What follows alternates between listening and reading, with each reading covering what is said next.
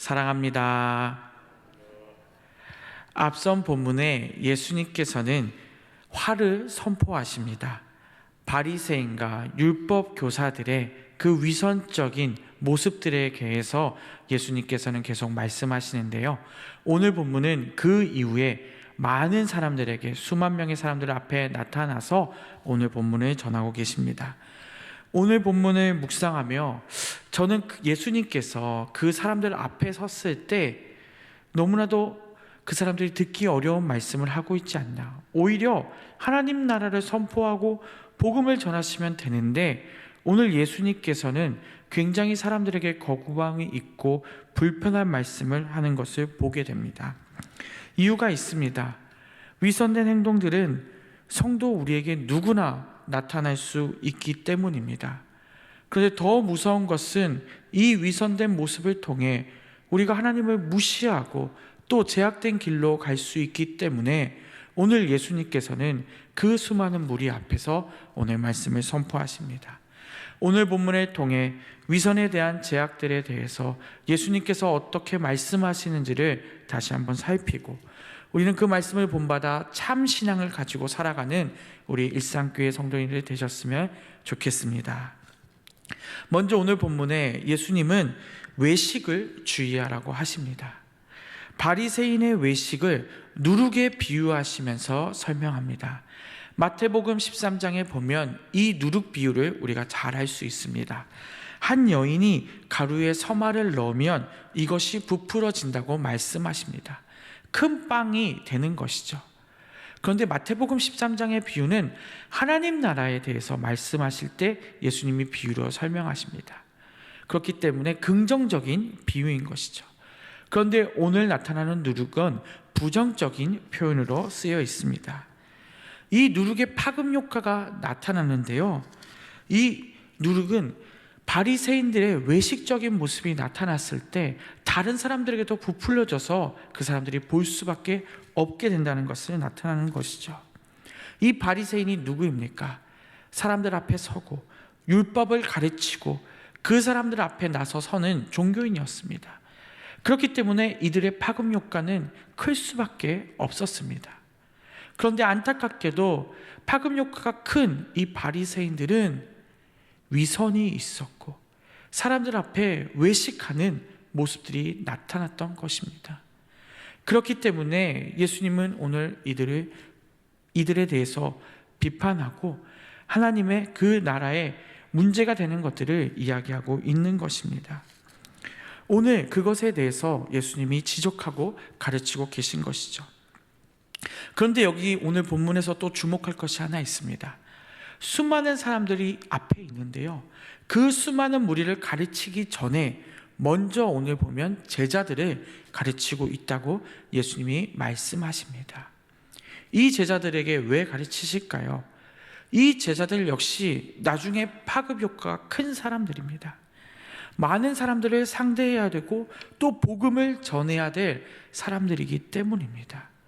그렇기에 제자들이 실수하지 않게 하기 위해서 위선된 모습, 외식된 모습을 버리라고 오늘 말씀하고 있는 것입니다.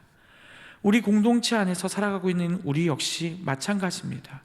리더로서 가르치는 역할에 우리가 서 있을 것입니다. 우리는 외식적인 이 위선적인 모습을 갖지 않기 위해 노력하시기 바랍니다.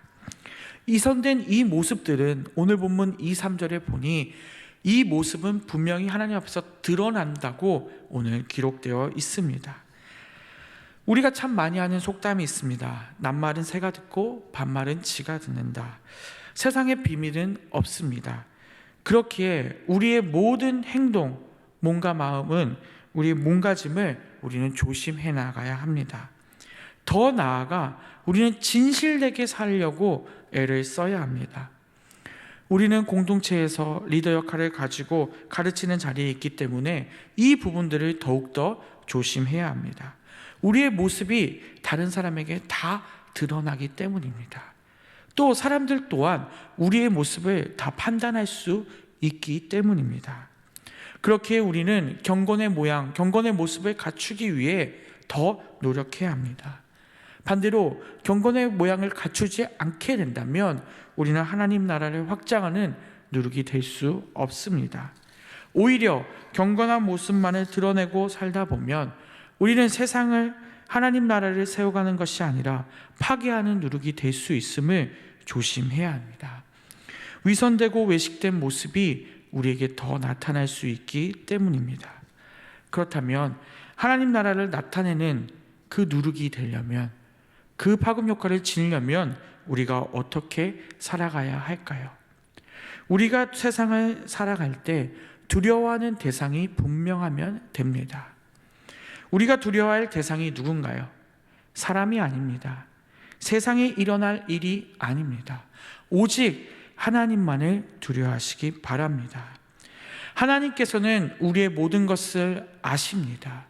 그렇기에 6절, 7절의 말씀처럼 참새 한 마리보다 우리를 더 귀히 여기시고 우리를 돌보고 인도해 가실 분이 하나님이십니다. 세상에 힘 있는 자들이 우리를 이끄는 것 같고 세상의 일로 인해서 우리가 살아가는 것처럼, 삶의 모든 것이 끌려다니는 것처럼 느낄 수도 있습니다. 하지만 그것은 우리의 삶, 우리의 영원한 생명을 흔들 수 없습니다. 우리의 영원한 삶, 영원한 생명을 이끄시는 분이 하나님이심을 믿으시기 바랍니다. 오직 하나님만이 우리를 이끄십니다. 그렇기에 우리는 사람들에게 나타나는 위선적인 모습, 외식적인 모습으로 살아가는 게 아니라 겸손하게 그 하나님을 믿고 두려워하며 하나님 안에서 떨리는 마음으로 살아가기 원합니다. 이 두려움과 떨림은 하나님을 경외할 때 나타날 줄을 믿습니다. 나를 사랑하시고 나를 통해 기뻐하시며 나를 이끄시는 분이 하나님이심을 믿으시기 바랍니다. 바로 이것이 하나님을 두려워하는 것입니다. 이런 모습으로 우리가 살아가게 된다면 사람을 두려워하지 않게 될 것이고 세상을 두려워하지 않게 될 것입니다. 더 나아가 하나님이 싫어하는 모습을 우리도 싫어하게 될 것이고 하나님 안에서 살아가게 될 것을 믿으시기 바랍니다. 그렇게 살아갈 때 오늘 본문 8절 9절의 말씀처럼 우리는 예수님을 시인하게 될 줄을 믿습니다. 더 나아가 예수님을 증거하게 될 줄을 믿습니다. 우리가 예수님을 인정하고 우리가 예수님을 증거할 때 또 더 놀라운 것은 예수님 또한 우리를 시인하시겠다고 말씀하십니다. 또 무서운 것은 반대로 예수님을 시인하지 않는 사람에 대해서도 말씀하십니다. 예수님은 시인하지 않는 사람에 대해서 그 사람 또한 시인하지 않겠다고 분명히 말씀하십니다. 예수님의 공의는 정확한 것이죠. 예수님의 공의는 칼날 같아서 분명히 자를 것입니다. 그렇기에 우리는 예수님을 메시아로 고백하고 예수님 안에서 살아가야 합니다.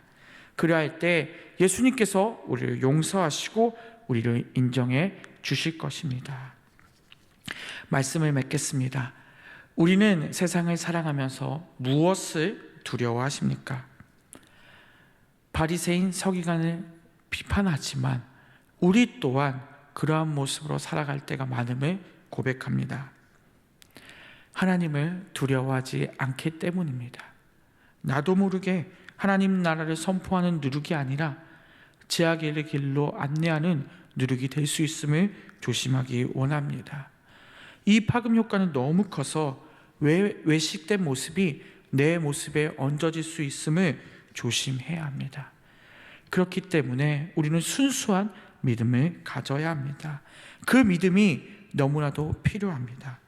내 마음에 주님과 그분의 말씀만 남게 하시고 주님만을 증거하는 우리가 되었으면 좋겠습니다. 그러할 때 예수님께서 우리를 시인하고 또 우리가 예수님을 믿음을 고백하는 우리가 되었으면 좋겠습니다.